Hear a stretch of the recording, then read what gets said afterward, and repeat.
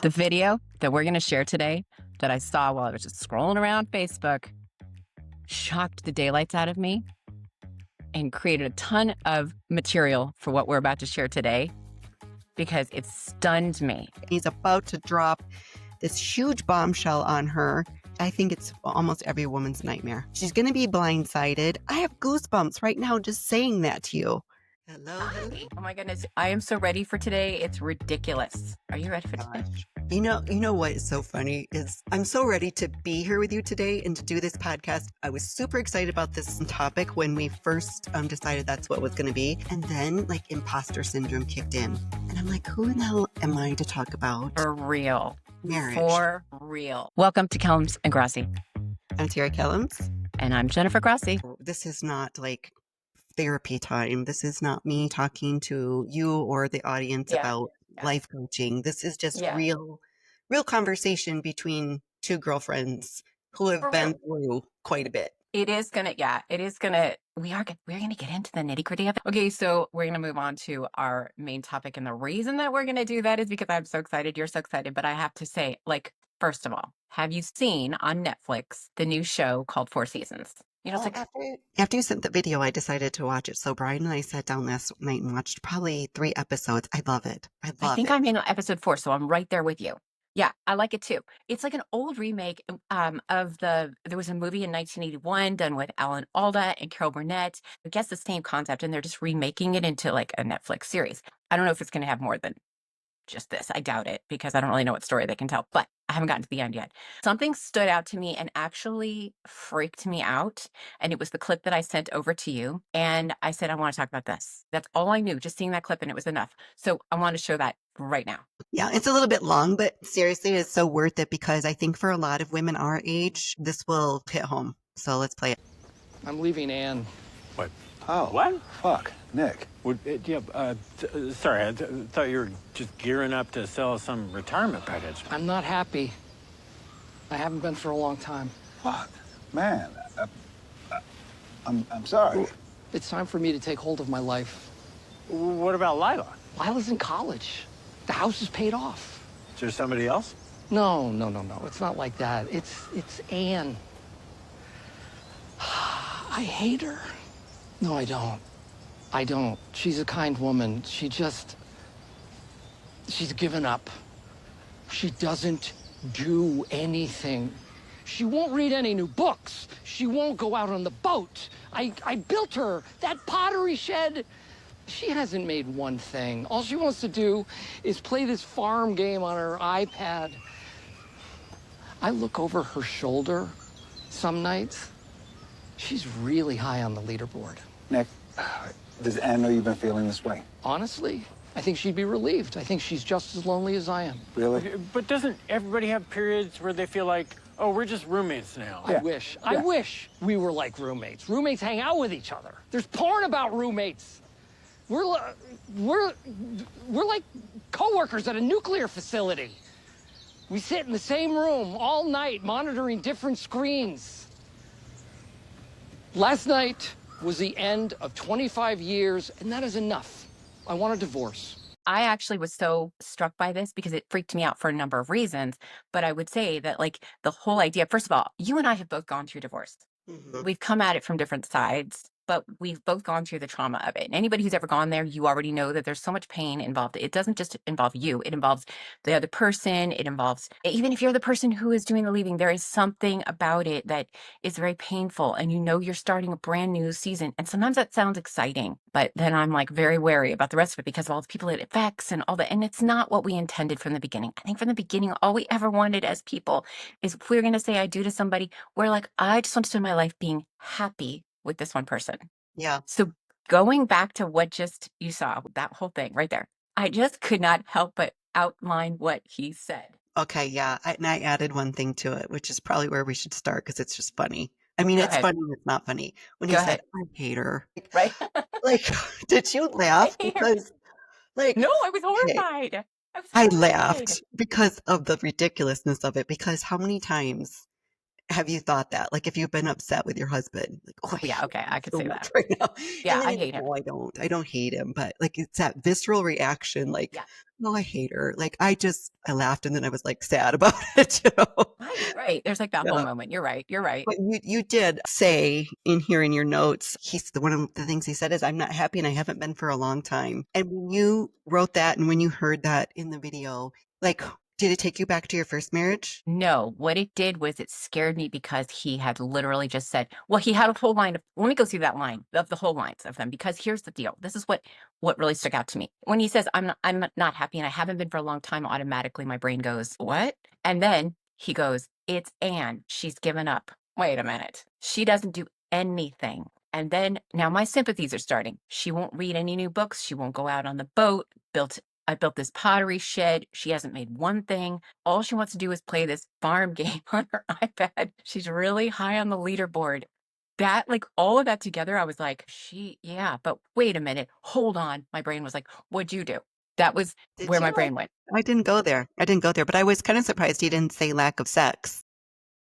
Right. That was probably, well, That didn't come up in there, they, which was but kind of they kind of, surprising. they kind of allude to it as you go, because they show them going to bed that night, and Yes. she is kind of leaning towards him, and you can feel the, like, maybe something will happen, and then nothing is Mhm, happening, and mhm. then yeah, She so it gets does on her creep you out a little iPad. bit, right? Yeah, she Yeah, gets on she her gets straight to iPad her and iPad starts as soon as playing. he rolls over, and then she turns it on, and then he turns and looks at her, and I'm Yeah. like, wow, the disconnect here is wild. So a couple of things that I thought too was, the friend asked, does Anne know that you feel this way? And I was like, yeah, thank you for asking that question. Yes. And he turns and he goes, she'd be relieved. I think she'd be relieved. And I think that she's just as lonely as I am. Okay, unpack this. Yeah. Unfreaking pack this.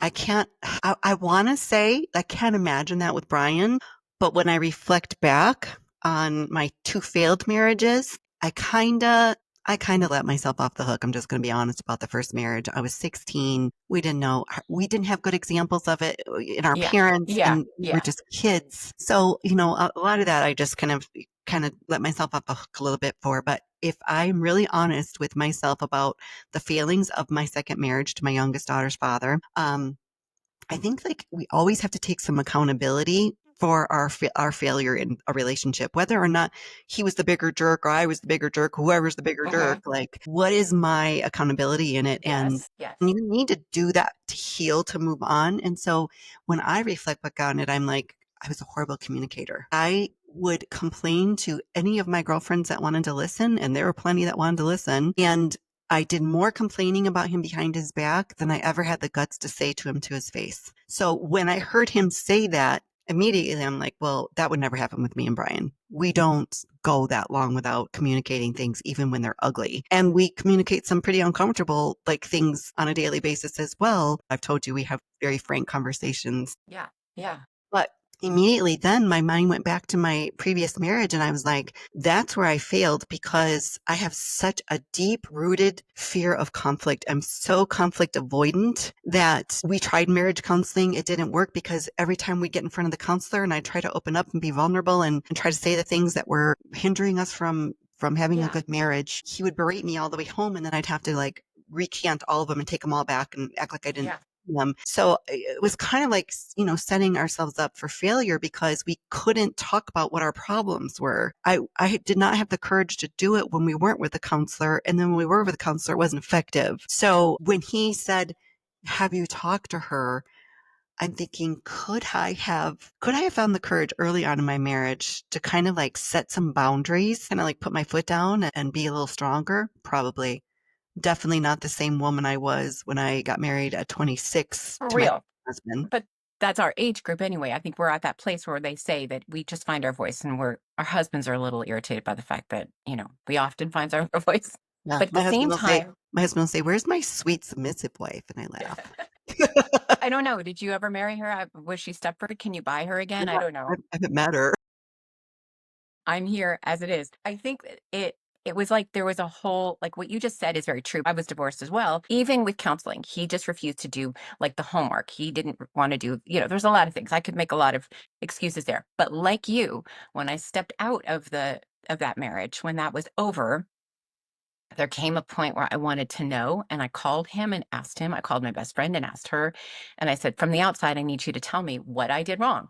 He didn't give me much. You and I talked about that one day off air, and I think it was interesting because he really didn't. But I I think did you get were very some. brave to ask him because asking for feedback is so hard. So good for you. Well, yeah, but how else am I going to know what not to drag into? And Right. even with that, I still drug stuff into my marriage now. But Steven and I have been together now for 22 years, almost 20 years married this year. And in that, I feel like there's so much stuff that, at the beginning of our relationship, Steven wasn't a very good communicator as well. He would often say things like, "I don't do relationship." And I'd sit there and look at him like, "Well, what you doing dating me? What are you what are you talking Yeah. about?" What is And he'd be this? like, "Well, I'm just really bad at communicating. I really don't have good." He basically, that's what he was saying. "I don't know what the hell I'm doing. And even the things I do know how to do, I don't remember because I lack some skills." And I don't think I knew that for a long time until we got further into marriage. And then I figured out, like, oh, wait a second. It's not that we're just going to argue about this thing or that he's stubborn over that thing. It's not these visceral feelings that we have. It's that he just lacks tools. I mean, but we're still every single day trying to work on it. It's not the thing that really bothers me about this one clip, though, is that it felt to me like he never said, Steve Carell's character, his name is Nick, he never asked her if she would be relieved or if she was lonely too. That stuck out to me, that he never asked her. We don't want to be blindsided. Like, isn't that a big fear is to like, never have the opportunity to change and correct things or, Right. do But something better or what different? could have happened if he did? What if he asked her? Yeah, What what if he if? said to her, "Hey, babe, we've been together for a long time." And why is it this conversation didn't show up until 25 years in? And you're suddenly like, "You know what? I've just been holding all this in and now I'm bitter and I hate her. I don't really hate her, but I hate her. And I don't want to be with her because she's not living the life that I want." Well, isn't that the job of a couple who, and again, I am not talking about people who are going through infidelity and people who don't have a good communication at all, like with their spouse, if they're abusive, things like that. I'm not talking about that group. I'm talking about, Narcissist, that kind of yes, thing. Yeah. narcissist big time. But I do believe that there is space for people who are just, they're generally in a good place with each other, but they just want to get better. Like, why are you not having the conversation? Okay. Wait. Before we move on, like you just made me think of something. So they had a daughter together, and I'm thinking, if I reflect back on some of the more difficult times, even in my current marriage, because we both had kids, his kids were younger than mine, but going through and raising your children is one of the most difficult times of your marriage. It can be Yeah. one of the most joyful, but it can be very difficult as Oh, well. very. So how did they get through all of that and then reach 25 years and then decide to call it quits? Why did she go to Farmville or whatever she was playing that was like, her What was farm game? what was missing for her that she turned towards Right. that instead of turning towards her husband? It's so interesting. It's fascinating. I know we're both fascinated by it. So We are. But I also think that there's a lot of people out there who really truly don't even think through this line of reasoning. And I don't mean that as there's no slam there at all. It's just a matter of like if you ask Steven to think through this thing, like if you watch the clip, I can guarantee you, I love my husband very mhm. much. But he's going to watch that clip. And if I'm not saying to him, "What do you think about this?" He's going to go, "Oh, okay. Yeah," and walk away. Like it's not, he's not processing the idea of what until I go, "Well, wait a minute." And I did show him the clip. And I'm like, "Well, what do you think of this?" And then he sat there and was like, "Oh, yeah, well, why didn't they communicate this?" And I was thinking to myself, okay, thank you for saying that. But how many years did it take for my own marriage to get to the place where, w- you know, early on, like really early on, we were just dating and we were talking about our goals as like, if we get married, here's our goals. This is the things. And one of the things that I remember we talked about had to do with like when the kids are older, they will be gone, and then it's just going to be you and me. So I said, I am not interested in getting to that place and going like, "I don't even know who you are. Yeah, Who are you? I've spent all definitely. this time."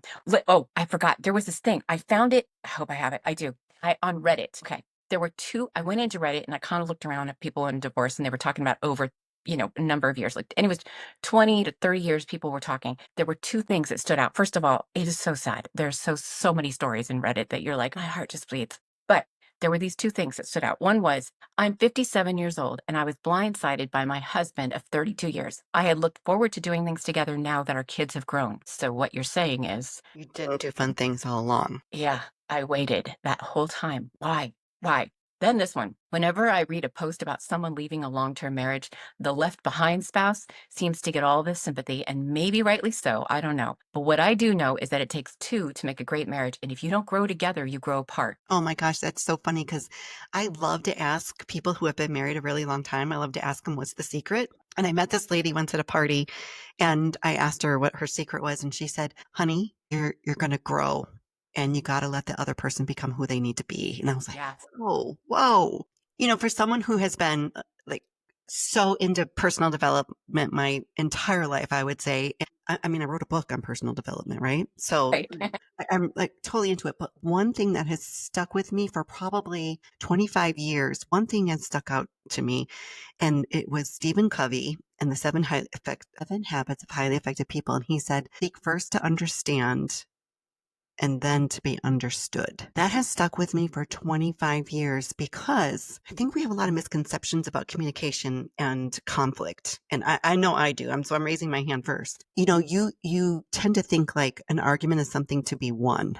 I won that argument. That candidate won that debate. And it's not about that because if you don't understand who the person is and where they're at in their life when you're trying to understand why they're so angry, you might as well be speaking two different languages because it's basically like you're putting your gripe out there and the Yeah, other person is defending themselves against that gripe that's without true. even understanding the gripe in the first place. Like, where is it coming from? I Okay, think, repeat that phrase one more time because it was a deep thought for a second. I like in my brain, I went, let me absorb that. So yeah, go ahead and say it again. seek first to understand and then to be understood.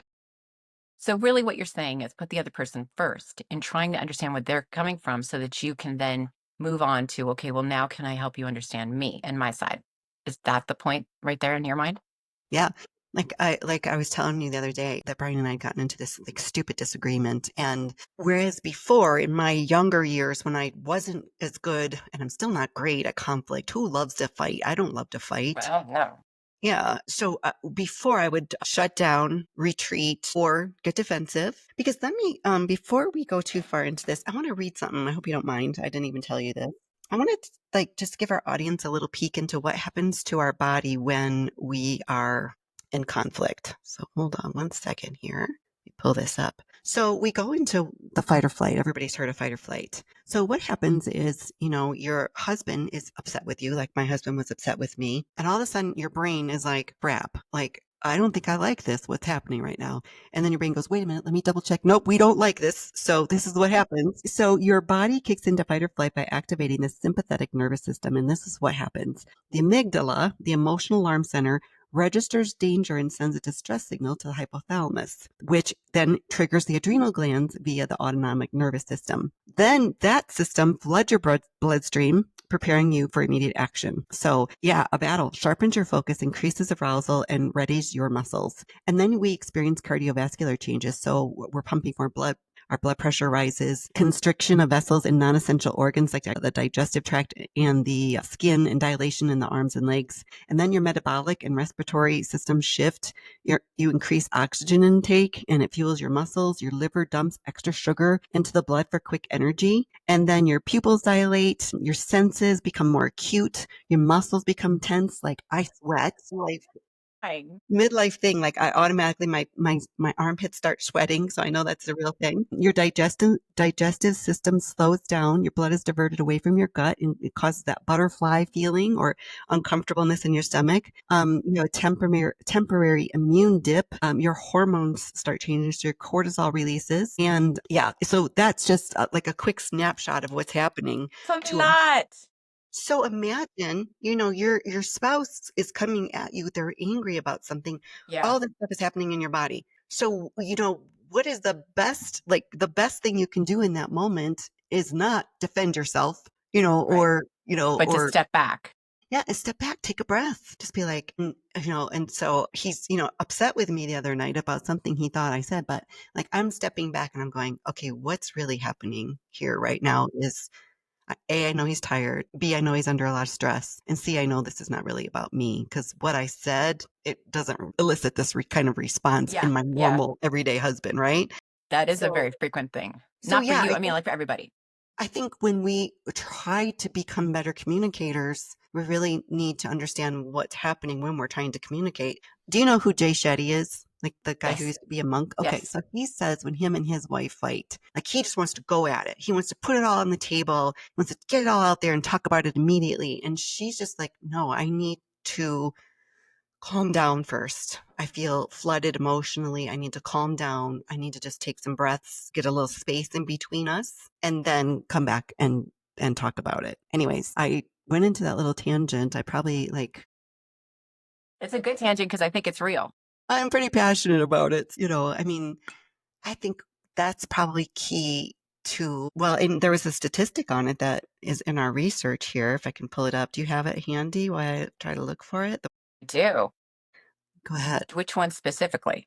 The Because I know it's common a bunch. communication issues, like, Oh my gosh. Well, we found a bunch of them. There was one of them that talked about approximately 65% of couples report that communication issues are a significant source of conflict, which I think is a duh thing in a way. That's kind of in like, a way, yeah, I could see yeah, that being but it also, we found some, Gottman did love our a government. study on marital satisfaction, and they were saying that couples who communicate well and report actually report higher levels of relationship satisfaction. That to me is like a yes, I see that. But you know how hard it is to like get to that place? The other night I'm at the stove and I could hear him talking, and I'm like, okay, as soon as he gets off that phone, I'm saying something about this. And then my Right, brain goes, no, just let it be. You don't have to attend every argument you're invited to. Like this, the devil or the angel sitting on my shoulder. right, And right. I'm like, no, I'm just gonna let it go. It's not that big of a deal. I'm just gonna let it go. The minute he gets off the phone. Did you really? Because Yeah. the response time isn't as far apart as it used to be. I used to be able to control that a little bit more, and now I'm just like, I think it depends on my hormone levels, honestly. yeah, If there is probably. a piece. I wonder about this. Like if you spend your entire life with your partner and you're incrementally, it seems to me like if you're incrementally communicating, if you're incrementally going through the hard times together, that eventually you're going to come to a smoother space together. But Yeah, if you wait for long periods of time, that the buildup is so big, you don't even know how to bite into that apple because is it the top? Is it the bottom? Is it what are we talking about here? What are the things that need to come out? And so I feel like if I was going to give this person my advice and yeah, just Jennifer, I would say I feel like it needs to be that you just start to talk and you explain with love, and I yeah, need to tell you what I need. And yeah. start there. And then ask him to listen, just not speak for a minute. Listen and hear what I Mhm. have to say. Like, this was so painful for me, and I don't know how to fix it. So let me talk with you so that I can see if we can do this together because my overwhelming desire is to work on our marriage and to fix the areas that you have problems with. And I want to talk about some of the things that bother me too. Yeah, I wonder if That's where I'd start. I wonder if she's afraid that by opening that door, that she's almost giving him permission to say, well, I don't want to try anymore. I'm Well, done. that right there, the pre-assumption of what our spouse might say based upon the long history that we've had with them, and we just assume that they're going to say the same thing over again. But how that doesn't even allow them to change, like you were saying, like that you have to let the other person grow. Yeah, you have to let him grow. What if they don't say the same thing you thought they would say? What if Right. your husband suddenly becomes like an emotionally secure individual magically without a lot of help? And he goes, babe, I had no idea that this was hurting you. What if that happened? And wouldn't it shock? I will be honest with you. Stephen has pulled that where we've been through counseling though, like a whole load of Hmm. counseling, but he has pulled that one thing where he'll go, babe, you're so right. And I am sorry. And then all the poison just went right out of my brain. Like I Mm. go, what, really? You're sorry? And then you're I didn't just, expect that. Yeah, like you're cleared.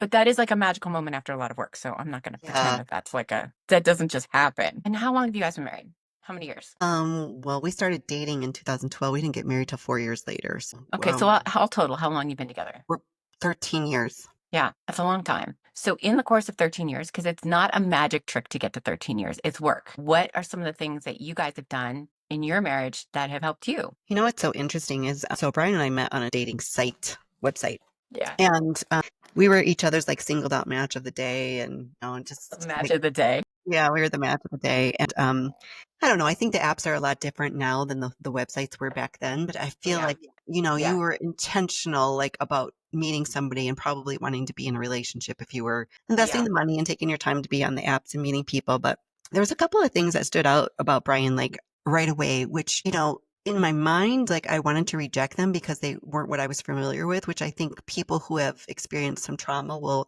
probably do that automatically, is just kind of reject and put their hand up to things that Yes. don't Yes. fit into the chaos that their life has been used to in the past. So one of the things he said to me early on was, hey, I just want to check in with you and I want to know how you feel like I'm doing as a boyfriend because we were just dating.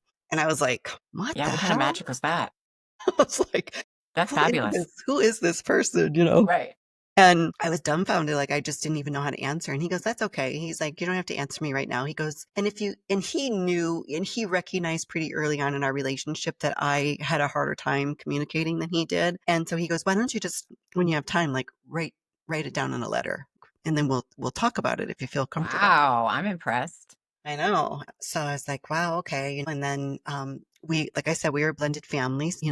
It's challenging, which maybe someday we'll do an episode on blending families together because I think there's a lot of A little challenges challenge there. too. Sure. But there were times when it was I traveled for work and he had his day job and he had a side business and we had these kids and like I just like wrote out my heart in this note and just said, it's challenging sometimes because I understand I can't be at the top of the list all the time, but sometimes I feel like I'm way too far down to the bottom, and That's hard. he did not like hearing that because he said, I want you to know how important you are to me. So I think that was one thing, like the check-ins, like, and Yeah. day we will still, and we're very frank with each other. And it's tough sometimes because you feel like your frankness is going to hurt them. So I will like tell him, I don't feel connected to you right now. And that is hard for him to hear. And men think so much differently than women do about this. And I think that Yeah. we need to acknowledge that right up front. Like we can't Yeah. expect them to feel and think like we do. They're not Yeah. female, they're men. And that's not to give them an excuse. It's just to say that's what it is. But it's hard for him to hear because he is very much a provider. We have a very traditional marriage. We have our gender roles and we're both okay with that. But Yeah. as a provider and someone who is working so hard to take care of me and to build this house that we're building, for me to come to him and say, I don't feel connected to you. I don't feel close to you right now. I'm struggling with that because I don't feel like we're very emotionally connected. It's not easy for me to say because I don't want to hurt him. It's not easy for him to hear because he feels like he's not providing me something I need, but it's necessary because Yeah. then, you said it a few minutes ago about not letting it get so far out that you feel like, how do I eat this apple? It's gotten so huge. If we don't let it get so far out and so far away from us and so huge, it's much easier to come back. And they'll Yeah. go, what do we need to do? Yeah. What are you thinking? What do we need to do? Like And if you're tackling it from the piece that is, that one little bite of apple is not so difficult, and right. his brain can manage it a little better too. Yeah. Yeah. So, what do we need to do? And then the conversation becomes, it does sound a lot like judgment sometimes, but it's like, you come in after working a long day and then you want to give most of your attention to your phone. So could we try to be more intentional about putting our phones down? You know, You're saying that. I'm saying that. Okay. Yeah, so Yeah. it just becomes a conversation of, what do I need to feel connected to you again? Like what can we do to take some step backwards and or some step forwards to get back to where we want to be? So I think, yeah, check-ins, regular check-ins and just open, honest, and even tough communication sometimes For about those real. things. Yeah. When I was thinking about what would I put down, I have to be honest.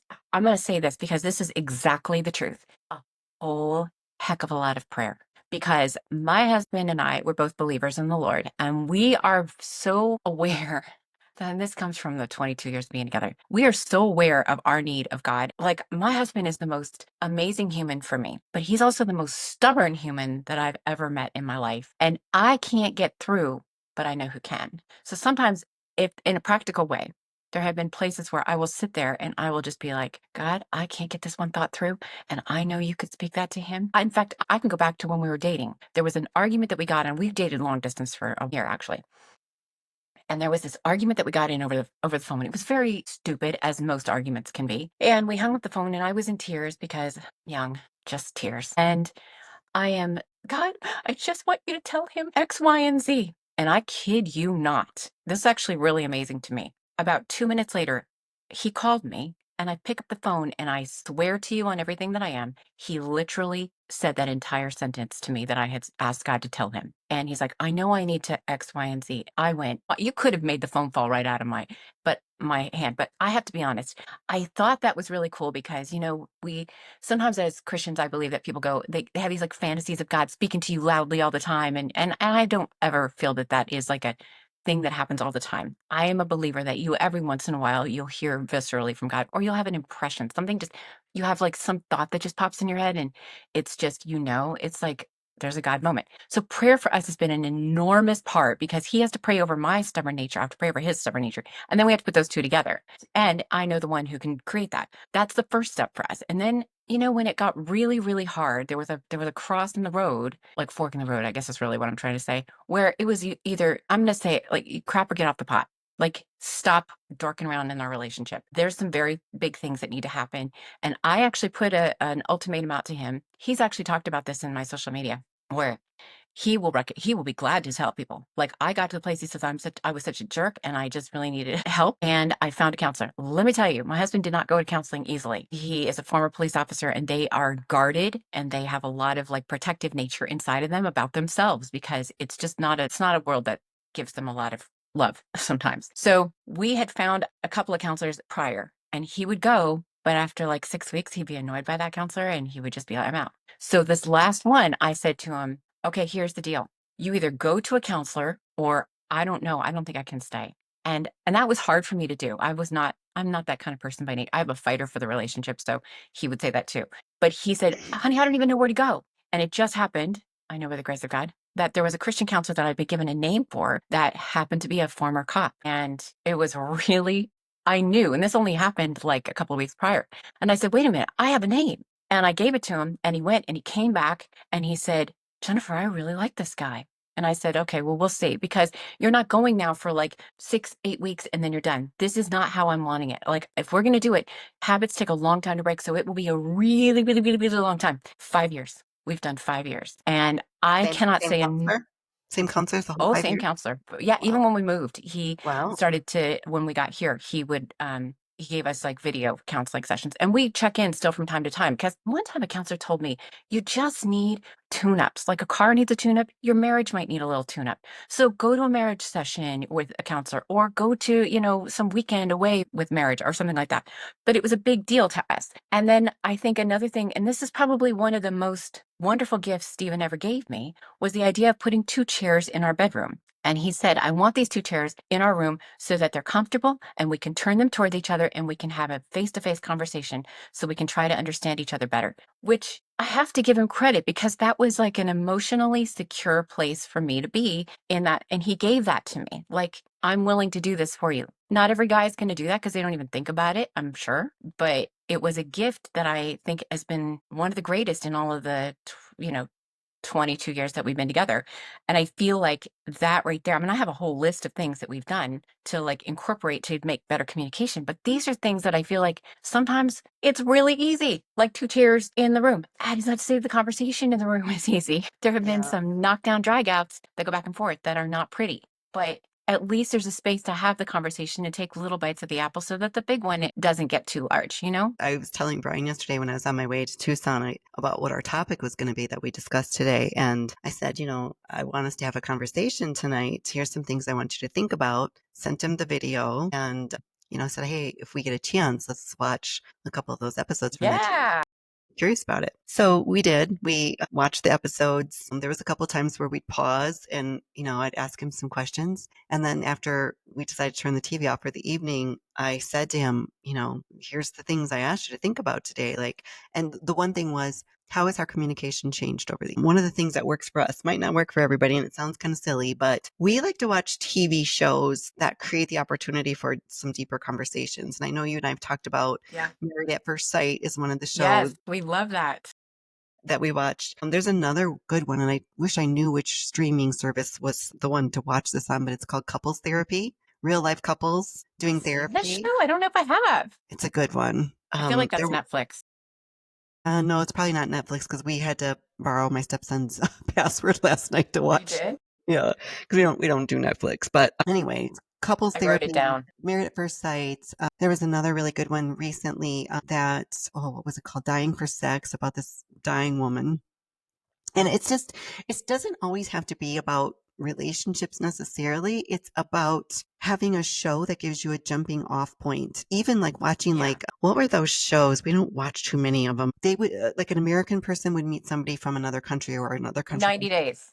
Is it 90 days? Oh, okay. Yeah. 90-day fiance, that And kind of so thing. what it does is just like gives you like some windows into the intimacy, right? Because like I Right. said, he's not easy to he's a great communicator, and he's always willing to talk, but being put on the spot sometimes isn't the best way to approach it with him. So having these other couples and what they're going through, and then to be able to relate it back to us and how we might handle that Yeah. same situation or something, has really just brought a new level of conversation for us over the years. So that would be You know, my next thing on my list, is that. honestly, I must say, I feel like that is so true. Steven and I do the same thing. We watch those shows as well. Not the couples therapy. I've got to watch that now, but I feel like Married at First Sight is like the pressure of all pressures on a relationship and Sure. communication. And if you are not good at communication, you're not going to do well. You're not going to, as a No. contestant or whatever they call them, people who participate. And Stephen and I do the same thing where we pause, stop and pause, and we have a conversation of, well, how would you have handled that? What would be a better way to do that? And that has actually been really therapeutic for us. I feel bad for the people who are on the show. Yeah. But I agree with you. There's something really amazing about having that opportunity to talk to your spouse. He's actually shared with me things that he thought I would do better in the course of that, and vice versa. That's kind of an interesting way to do it too. It's a way of it's actually therapeutic. Yeah. And even last night watching the Four Seasons, when Anne wouldn't get on the boat, and I said, "Are you kidding me? Like, that's one of my favorite things to do. I can't Right. imagine why she struggles to do something that's so passive. Like, all she has to do is step on a boat and ride." Right. Right. But he turns to me and he says, "I'm so thankful that you are so adventurous." He's like, "You're Gosh. literally my adventure buddy." And he goes, "I Ah, I love appreciate that that. so much about our relationship." So Yeah. I think that should have probably made my list, is, showing appreciation and gratitude for even small little things, about each other. I don't think we Well, hear that we talked enough. a little bit about like love languages and stuff, and we frequently, you and I talk about it a lot. I think probably even more than we talk with our husbands about love languages, but that is because I think that it's such a tool. I think early on, so my husband's way of giving love for a long time was buying gifts and Mhm. doing things for me. Those two items are so low on my love language list that every time he'd do it, he would just look at me like expectant, like, what? What is she gonna, is she gonna be excited? Is she gonna be so happy? And I'd be like, thanks, that's nice. No, that's not how I feel love. It took so long for us to go, hey, maybe we should take the test, which is easy to find online. You can quickly Yeah, take the for love sure. languages test.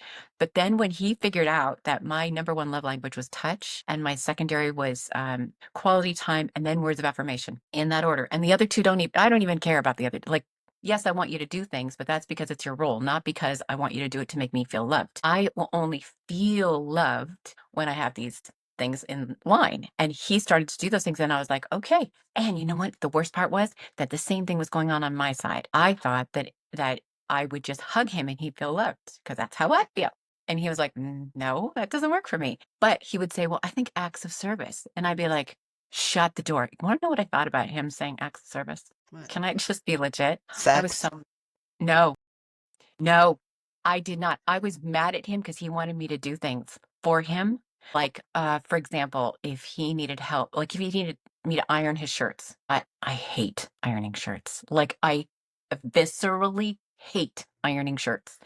And I would say to him, like, he'd go, yeah, I mean, if you do that, then I feel loved. And I'd be like, This is manipulation right here. that's I seriously, I am not gonna get then you're not gonna feel loved, buddy. That's how this is gonna roll. But I started to force myself to do things that were acts of service that I knew made him feel good. Like he really appreciates when I make the bed every day, and he really appreciates when he can come home and there's probably food, 75% of the time cooked for him. He appreciates those things. But what I found over time was that when you fill up that bucket, it changes. And so then he's like, well, I'm not deficient in acts of service anymore. So yeah, that's not really how I feel. And I found that he has moved on with it, which I'm grateful for. But the acts of service part pissed me off because I was like, screw you, I'm already doing all these things. And now you want me to do more? Like what I told him to take those damn shirts to the dry cleaners and let them iron it because I am not going to sit here with the $2. steam and all that. I'm not doing it. Like, I'm not doing it. I hate it. I'll iron even my stuff once every year. I don't even care. Like, I'm not doing it. It's kind of like, you know, that old saying, like, treat others the way you would want to be treated. But that's not really it. It's treat others the way they want to be treated. In that, you mean That's in the the whole acts of thing. service part? Well, no, just like in the love languages, like, you know, treat Yeah. others the way you would want to be treated is not like necessarily the way they want to be treated. No, it's So, not. you know, if you're trying to talk to them in your love language, if Stephen giving you gifts was something that he would appreciate getting, well, that's not going to do very much for you because that's not something. But, you know, you said something about your love language the other day. I believe it's words of affirmation are at the top, Mhm, right? yeah. So the words of affirmation, I think about that and I wonder how hard it is for Brian to even be like, oh yeah, I got to remember. Is that good? Is he good at that? Like, So, I've got to say the nice you things. know what you were just saying about how, like, you want what you're not getting? Like, you usually, like, want what you're not getting, and I think it's something that he struggles with to get the words of affirmation, but then when he does give them, he's really good at it. I will tell the world this. He sends me all these, like, sappy love songs, like, on our text That's messaging. so cute. I know, like, he'll be driving in the car or truck, his work truck, and he'll hear some song, and the lyrics make him think of, you know, like, our love story or our life together, and he'll send it to me, and it's so super and he says things frequently to me like, you know, "You're my everything." That's one of the things he says to me a lot, like, "Can't imagine my life without you." So he's really good about that, but there are those times when, yeah, he's a 12, 13-year-old boy shows up to to Yeah. join the conversation, and Yeah. that's, you know, that's okay. That That's happens, but okay. I agree. Are you as yeah. good at talking his love language? Yeah, so it's great that the person I am just really complements his, which is acts of service because I'm just like a doer, you know, I just want to make someone said this years ago and it kind of stuck with me. Like, if you are so busy trying to do things to make your partner's life easier, better, happier, like you won't be so concerned about the things you're not getting yourself. Hmm. And Yeah. so, you know, he acts of service. Sometimes I think, you know, when I'm like my hormones are low or something, or I'm in a mood, like it can feel a little resentful sometimes because especially if you're not feeling appreciated for doing them, which most of the time I have to say I am. But, you know, I joke around a lot and I say to him, I'm a bigger deal than you think I am, like just teasing. But, you know, he never has to open up a drawer to get dressed or worry about if he's going to have breakfast before he leaves for work in the morning. You know, that's just my natural way of being is to just always be thinking ahead of like trying to anticipate someone's needs. And so, yeah, it complements it well. You know, that's just my personality and that's just what he needs. He was a very big gift giver for a while. And like you said, like that's just, I would rather spend quality time with somebody like, you know, Right. just Right. let's Right. spend some time together. Let's have some fun. Let's laugh. Let's make Yeah. some memories that I Yeah. can cherish, you know? Next one, I would say this deep commitment level. I know that my husband wants to be in a loving marriage, in a loving relationship. He wants us to be best friends and lifelong partners. And there's something that makes you feel so safe in your marriage when you have that, that even when you know, they're not speaking your love language or when the communication isn't so great, it's kind of, you know, just kind of sticks in the back of your mind. This isn't happening because of his lack of commitment to me. This isn't happening because of his lack of desire for us to be in a long lasting, loving relationship. This is just a temporary problem. I'm not the problem. He's not the problem. The problem's the problem. And I think that's kind of helped us over the years too. Yeah. I think the last part that like I really felt was strong for me in terms of communication is having people like building friendships around me where my close friends, and I say close friends because I don't have a lot of what I would consider to be the ones you talk to, the confidential ones, the people who are like the safe space where I could say, this is what just happened between me and my husband. I need to talk it out. And having close friends who build hope, they speak hope into my relationship. They're constantly like, yeah, but Jennifer, come on, turn this around because, or he is better than what you are saying right now, or yeah, I hear you. Yeah, get it out. And then let's talk about constructive ways to get through this. That's the kind of personalities I want around me because I realize that people can influence very quickly. Um, I've had friends in the past who are not like that, and they would say, "What the hell are you doing with him? Just get out. Just want you just to what over this one little thing." So my goal is to always be that for my friends, to speak hope and like, no, you got to work hard. This is not marriage is not for the birds. I tell my kids that all the time. Like you better know you're going to get in the trenches Yeah. and you're going to work hard. Yeah. That's on my list too, and I think you're exactly right. Like, don't confide in people who you don't 100% support your marriage. Like, Yeah. I think about the people that I can talk to, if I'm upset about something. And I think if I was dissecting that, like every single one of those people would fight for me and Brian for our marriage. Like, Mhm. even if they're like Brian's people or my people, it doesn't matter. Right. Like, Right. they, like, I would say, like, if it was Amanda, for example, my friend that did the podcast with me for a while, she absolutely has my back all the time, but she would battle for our marriage. She would, and she does. If I go to her and I tell her, which is just so ridiculous because her and Brian are so much alike. Like, my best friend and my husband are almost the same person, so it's tough. But Yeah. like, if I go to her But and I that can be go, helpful. it can be. So I'll say to her, this, and that. And she'll be like, but what about that, that, and that? And then she says to me, she says, I've been friends with you since you guys been together. And she'll say, I've seen such tremendous growth in him as a person since you guys Yeah. have been together. Yeah. And, you have to appreciate that and, like, lean on that a little bit. So you're right. Don't confide in people that don't want to support the marriage because it's not going to work. Like, if they're going, yeah, leave him, he's a jerk, whatever, go to those people who say, yeah, she's upset right now. Yeah. And You're going to get over it. she may be blowing this a little out of proportion. Well, I think that that also comes with age. I think I've had to, like, give up the notion that, good relationships, let's put the label on there. A good relationship is without conflict because that's just not true. You know, you It's can funny you still say have a that. very good, happy, loving relationship and have conflict. Absolutely. I actually had a friend of ours came and said, "Hey, do you think that a good relationship, do they not argue?" And the answer was no, a good relationship actually argues. I Hmm. actually tell my kids, you have to, before you decide who you're going to marry, you need to know that you can actually argue through something.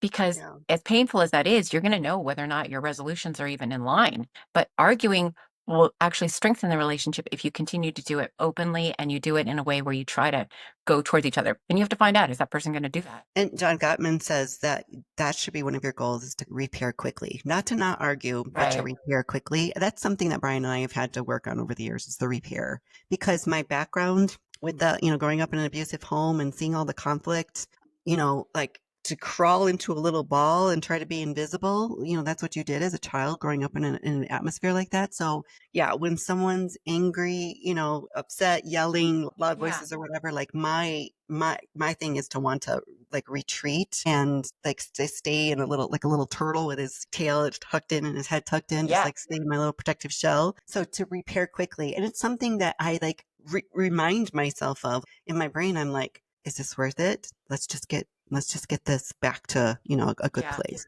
Put all the, the hurt feelings, the wounded pride, like, whatever it might be, like, how quickly can you put that aside and get back and go, work through the repair pretty quickly and get back into a good place. Yeah. That can be, Easier I said than done. actually think that that's a good piece of advice. It's so interesting. Even in the statistics that we were talking about, there was the study that they said that couples who spend at least 30 minutes a day talking are more likely to feel connected. It's just the talking. The talking sometimes leads to a disagreement, sometimes leads to a conflict. But even having those conflicts, you will be a happier person, I believe, in my experience. But this is, again, just my experience, by having those conversations where you're just getting through the tough things. It's Yeah. going to be snaking hard. Okay, so for the people who are listening, first of all, thank you for being here. We love you. But I want to know a couple of things. First thing that I was wondering is if you've had trouble communicating with your spouse. Like, you're normal, by the way. So just answer that. Like, have you had trouble communicating with your spouse? And what's one thing you wish your partner would do that you haven't told him or her? Ooh, that's It's a hard question because you can answer anonymously if you want.